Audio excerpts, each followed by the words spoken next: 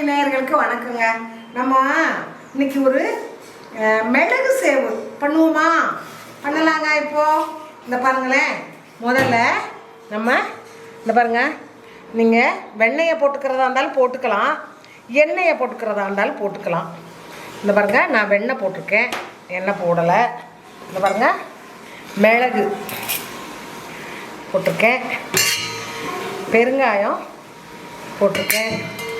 இந்த பாருங்கள், உப்பு கொஞ்சமாக போட்டிருக்கேன், தேவைக்கு தான். இந்த பாருங்கள், சோடா மாவு கொஞ்சம், அவ்வளோதான்.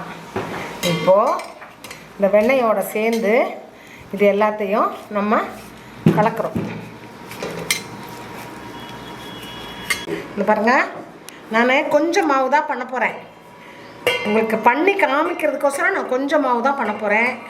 அதுக்கு தக்கன மாதிரி தான் எல்லாம் போட்டேன். இந்த பாருங்கள், அந்த நம்ம போட்டோம் இல்லையா மிளகு எல்லாம், அதோடு சேர்த்து எல்லாம் நல்லா பிணைஞ்சிக்கிறோம். தக்கனது தான் நான் போட்டிருக்கேன். உங்களுக்கு எவ்வளோ மாவு தேவைப்படுமோ அது தக்கன மாதிரி போட்டுக்கோங்க. கொஞ்சம் ஜாஸ்தி இருக்கிற மாதிரி நான் ஃபீல் பண்ணுறேன், இன்னும் கொஞ்சம் கூட போட்டுக்கிறேன். ஓகேங்க, அவ்வளோதான். இப்போது இதை கொஞ்சம் தண்ணி விட்டு பிணையலாம். எல்லாம் போட்டு எல்லாம் கலந்து வச்சாச்சு.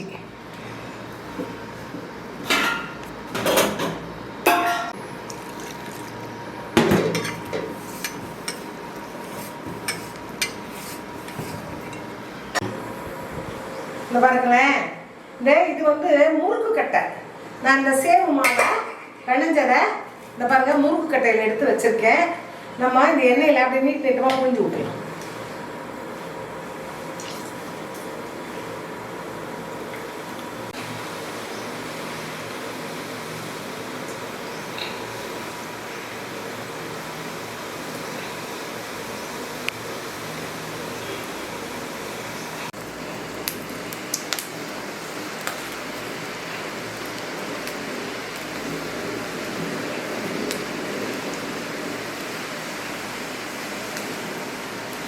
பார்த்தீங்களா?